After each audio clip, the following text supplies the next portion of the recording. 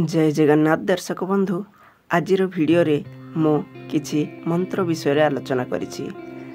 जो मंत्र गुड़ी को जदि आपण प्रतिदिन पाठ करती तेबे निश्चिंत भावे यह आपणक जीवन रे एक विराट परिवर्तन आनीदेव। तो चलतु जानिबा सेही मंत्र गुड़ी को कौन कौन एवं सेही मंत्र गुड़ी को प्रतिदिन पाठ करिया द्वारा आमर कौन लाभ होता है। तो दर्शक बंधु से मंत्र गुड़ी को जानिया पूर्व आम प्रथमे जानिबा मंत्र क्या कह जाए। तो मंत्र हेउछि एपरि एक जिनिस जहाको प्रतिदिन पाठ करिया द्वारा मन आमको बस करि पारि न थाए, बरम आमे मन को बस करि पारि थाउ एवं ता उपरे विजय प्राप्ति करि पारि थाउ। एवं जदि एकाग्रता सहकारे मंत्र जप करा जाए तेबे आम भितरे भयर विनाश होता है एवं यह आमको सदा सर्वदा समस्त विपदरु सुरक्षा प्रदान करता है। तो चलतु जानिबा सेही मंत्र गुड़ी को कौन कौन। तो प्रथम मंत्र हेउछि हरि ओम। आमे हरिओम मंत्र जप कला बेले ह्रीम शब्द उच्चारण होता है एवं ह्रीम शब्द उच्चारण कले जकृत उपरे यार अत्याधिक प्रभाव पड़ी थाए।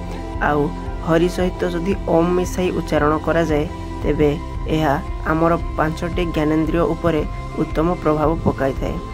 प्रतिदिन जदि 7 थर हरिओम गुंजन करा जाए तेबे यह मूलाधार केन्द्र रे स्पंदन सृष्टि करिथाए एवं अनेक रोगर कीटाणु को नष्ट करिथाए।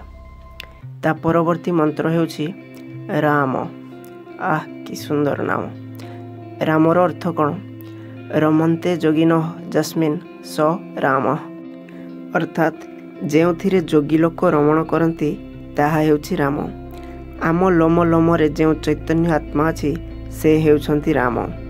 जदि प्रतिदिन ओम राम प्रतिदिन 1 घंटा पर्यंत जप करा जाए तेबे आमर रोग प्रतिरोधक शक्ति बढ़ी थाए, मन पवित्र होता है, निराशा हताशा एवं मानसिक दुर्बलता दूर होता है एवं आमे स्वास्थ्यवान होइथांते। एहार परवर्ती मंत्र हेउछि सूर्य मंत्र। ओम सूर्याय नमः। एही मंत्र प्रतिदिन जप करिया द्वारा आमे स्वास्थ्यवान एवं दीर्घायु होइथांते एवं आमर वीर्य एवं ओजो प्राप्ति होइथाए। एही मंत्र शरीर एवं चक्षुर समस्त रोग दूर करथाए। एही मंत्र जप कले शत्रु कौनसी अनिष्ट करे पारे नाही। ता परवर्ती मंत्र हेउछि सरस्वती मंत्र। ओम श्री सरस्वती नमः। माँ सरस्वती को प्रतिदिन एही मंत्र द्वारा जप करिया द्वारा आमर ज्ञान एवं तीव्र वृद्धि प्राप्त होइथाए। तापरे लक्ष्मी मंत्र। ओम श्री महालक्ष्मी नमः। जदि माँ लक्ष्मी को आमे एही मंत्र द्वारा जप करती तेबे आमर धन प्राप्ति होइथाए एवं निर्धनता निवारण होता है। तापरे प्रभु श्री गणेशंक पाई मंत्र।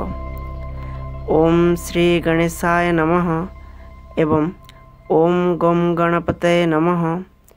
जदि प्रतिदिन आमे एही मंत्र जप करिथांती तेबे आमर कार्य संपादन मार्ग रे आसुथिबा विघ्नर विनाश होता है।